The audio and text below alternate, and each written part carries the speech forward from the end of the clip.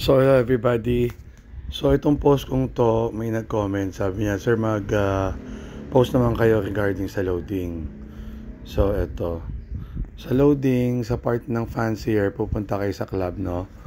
Bit-bit yung ibon nyo na isasali sa training or sa race. Ang ina-advise ko doon sa mga fancier, number 1, kindly pakibilang yung ibon nyo. Number 2, as courtesy, make it a point, malinis yung singsing ng ibon nyo kung kayo ay sasali sa race or pupuling kayo. And then sa part ko naman, as club owner, pag dumadating ang fancier, pinapapila ko yung training box nila. So irregardless kung magre-race ka or makikitraining lang, pipila ka.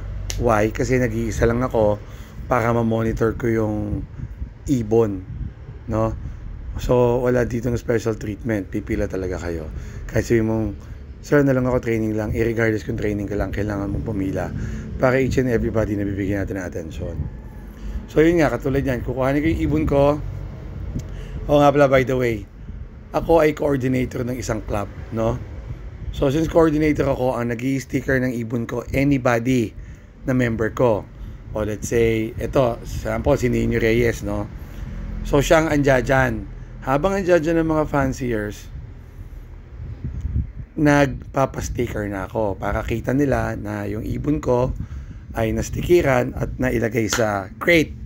So, yun yun ang aking courtesy. Ngayon, as a club owner, yung mga players ko, pag naistikiran ko, silang naglalagay sa crate sa harap ng karamihan. So, nakita nyo, maliit lang yung space namin. So, kitang-kita nyo ang galawan. So far, wala naman kaming naging aberya regarding sa mga entries, no? Yung questionable entries, yung speed, wala naman dito. So, yun, no? Sasabihin nyo, i-declare nyo, since may group chat kayo, may Facebook kayo, dapat aware kayo na, ganito pala today, meron palang training, ganito yung presyo, meron palang sprint race, may fun race, may race. So, kayo as members, dapat alam nyo na yung mga category na meron sa club nyo. Pagdating doon, sir, ang ibong ko 7, yung 3 isasali ko ng pooling, yung 3 isasali ko ng fun race, yung 2 training lang, dapat gano'n, no? So, ang isa pang sinasabi ko sa mga players natin, pagpunta nyo sa club, siguraduhin nyo, meron kayong, kung maaari, no, eksaktong pambayad or small bills. Kasi minsan may pupunta, 300 lang ang babayaran, ang ibabayad 1,000 buo. So, ang haba ng araw para sa inyong mga maglo-load, counting disiplina. Pumunta kayo sa club nyo na meron kayong eksakto o tamang bayad para hindi tumatagal. Magpakipalit, mauubusan ng barya ang club. So, ganun na lang. Pakisamahan lang. So, I-mention ko na rin kasi nabanggit ko, ako ay may club na maliit. So, ako personally, hindi ako nagpa-participate. Meaning, hindi ako nasali sa karera ng sarili kong club. Hindi ako nagpupuling sa sarili kong club. As courtesy, transparency, and respect sa mga members natin. So, yun lang, no?